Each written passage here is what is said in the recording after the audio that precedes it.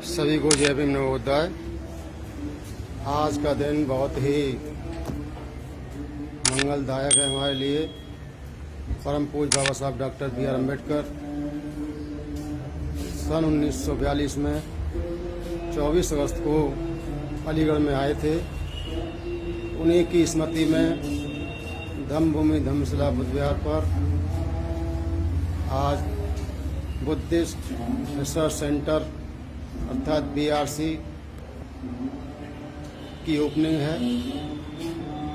आप देख सकते हैं, मैं आपको दिखाता हूँ। ये BRC इधर और ये नीचे जा रहा हूँ मैं। और ये आज ये गेट खुलेगा। उसमें बहुत सुंदर आप देखिए, ये बुद्धिस्ट रिसर्च सेंटर की जो आज इसका मंगलारंभ होगा।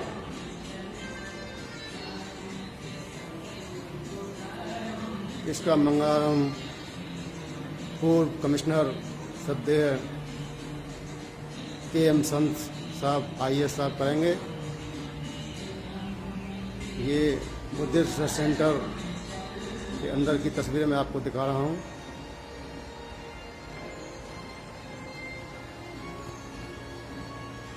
देखिए, और मैं आपको बता दूं, ये बुद्धिस्ट रिसर्च सेंटर की संकल्पना साहब मानवर काशीराम जी ने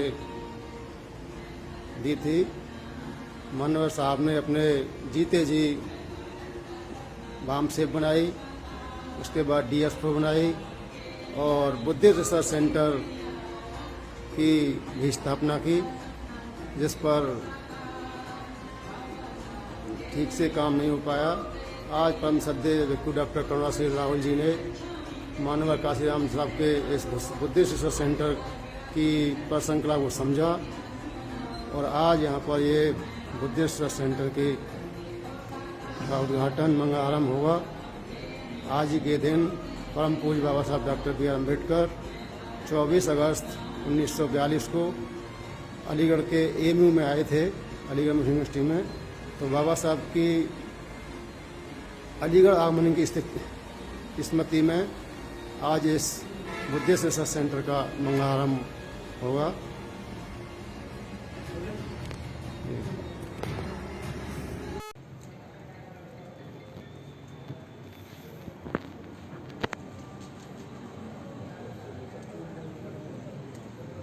बताना कुछ? हाँ बताओ।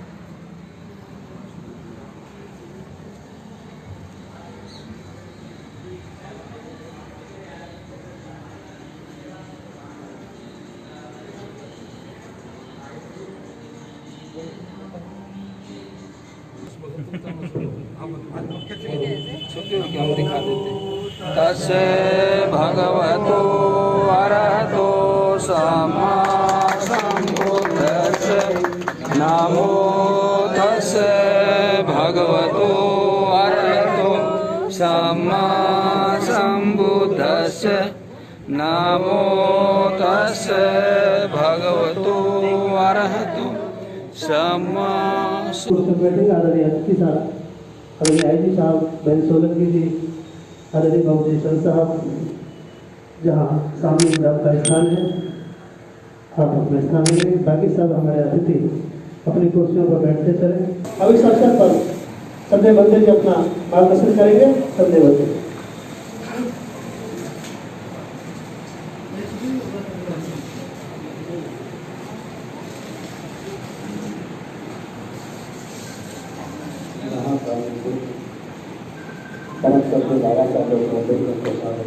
ऊपर से उठा लेना।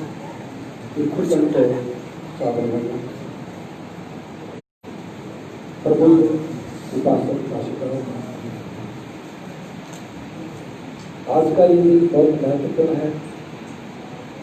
हम सब के जीवन का एक महत्वपूर्ण पल है। धम्मभूमि का एक कॉन्सेप्ट था कि जहाँ जहाँ बाबा साहब गए हैं, हम उस दिन को उत्सव के रूप में मनाना शुरू करें। जहाँ जहाँ बाबा साहब के चरण पड़े, वो जगह बोली हमारे लिए उत्सव होना चाहिए।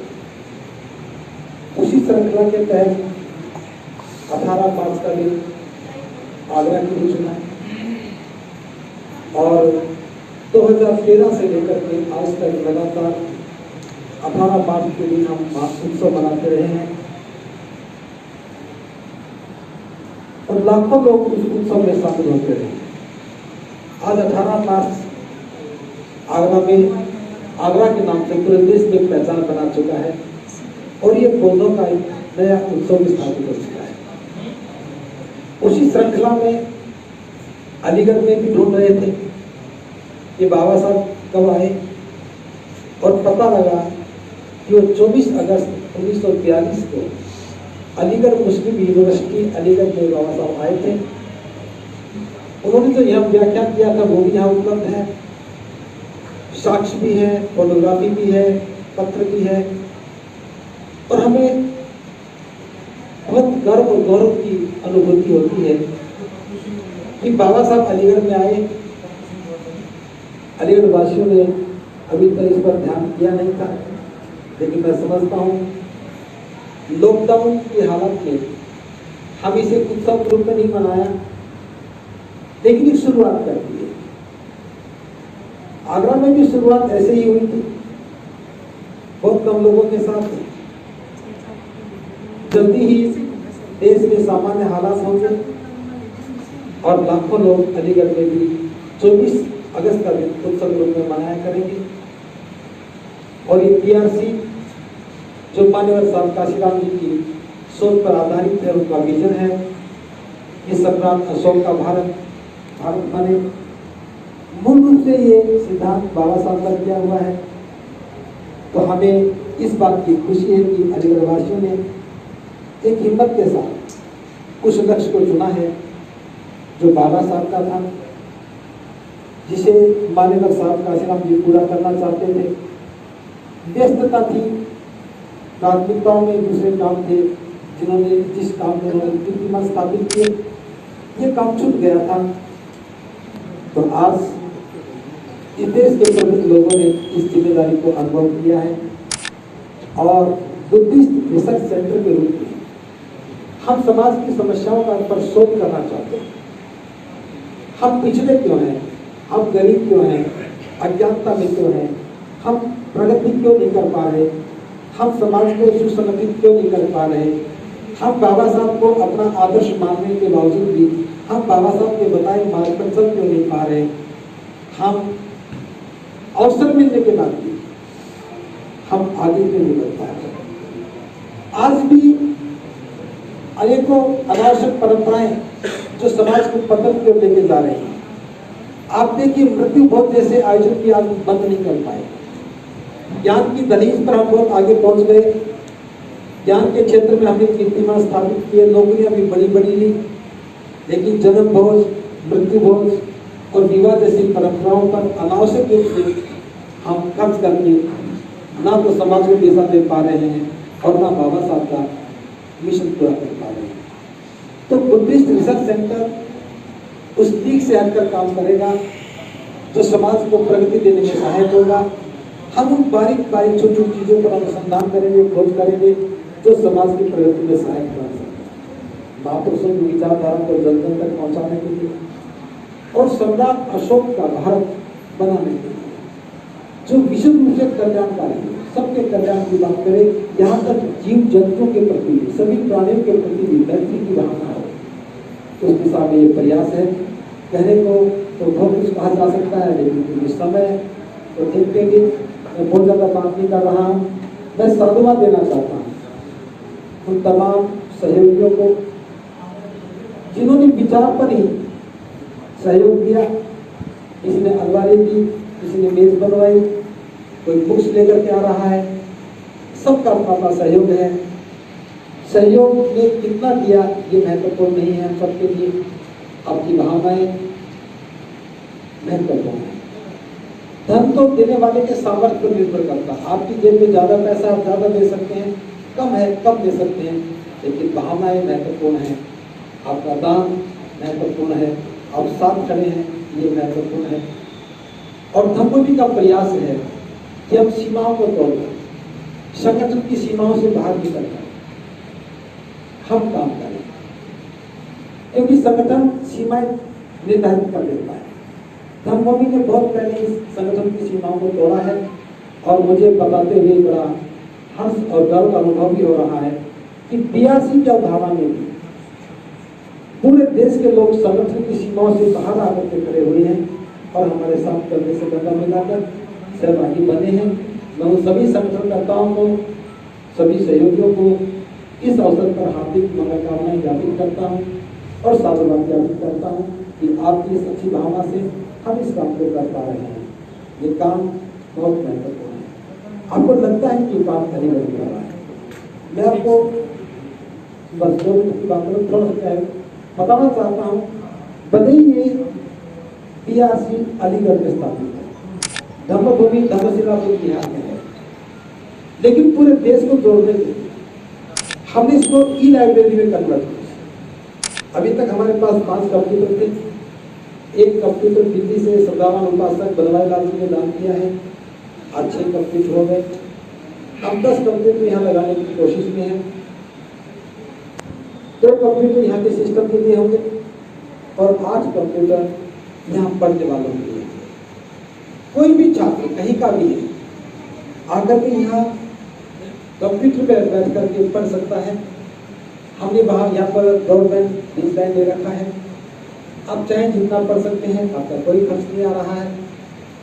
आप घर में बैठे, अलीगढ़ से बाहर के लोग हैं, गुजरात से हैं, महाराष्ट्र से हैं, आंध्रा से हैं, आप अपने घर में बैठे भी इस लाइब्रेरी को एक्सेस कर सकते हैं, किताबें पढ़ सकते हैं। जो वहाँ पर खोज करेंगे, शोध करेंगे, कुछ पढ़ेंगे, आप चाहते हैं कि वो देश के लोग पढ़ें, आपको हमें साझा कर सकते हैं। हमारे पास जितने भी नंबर आ रहे हैं, जो लोग हमसे जुड़ रहे हैं, हम पूरे देश के लोगों को वो इन्फॉर्मेशन व्हाट्सएप के माध्यम से, फेसबुक के माध्यम से या मेल के माध्यम से उपलब्ध करवाएंगे। और दूसरा प्रयास हमारा ये है, जितने भी विश्वविद्यालय हैं जहाँ के छात्र शोध कर रहे हैं, प्रोफेसर काम करते हैं, हम उन सबको भी जोड़ रहे हैं ताकि वो जो भी शोध करें तो समाज हित में, राष्ट्र हित में और समस्याओं के समाधान में काम आ सके। तो ये लाइब्रेरी भले क्योंकि हमारा अलीगढ़ बना है, भले ही धम्मभूमि धर्मशिला बिहार बरना बना है, लेकिन वास्तव में ये केंद्र पूरे देश के लिए है, पूरे देश के लोगों को जोड़ने के लिए है। आज हम बहुत बड़ा कार्यक्रम नहीं कर पा रहे क्योंकि प्रतिबद्धता की नियमों के तहत हमें काम करना है, लेकिन ये विचार पूरे देश में आज गया है और देश के लोगों ने इसे अच्छे ढंग से लिया है। और मुझे इस बात की खुशी है कि जो नौजवान जो पढ़ना चाहता है, कुछ बनना चाहता है, उसके लिए बहुत सुंदर व्यवस्था है।